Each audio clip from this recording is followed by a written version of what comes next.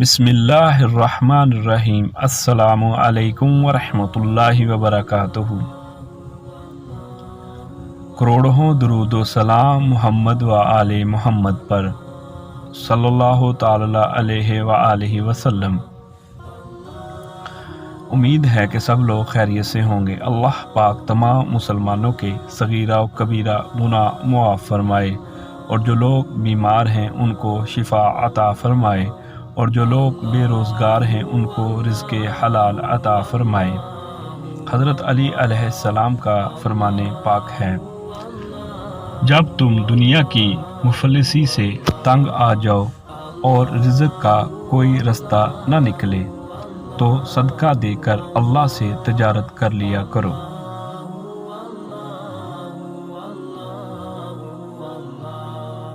As I look to nature's beauty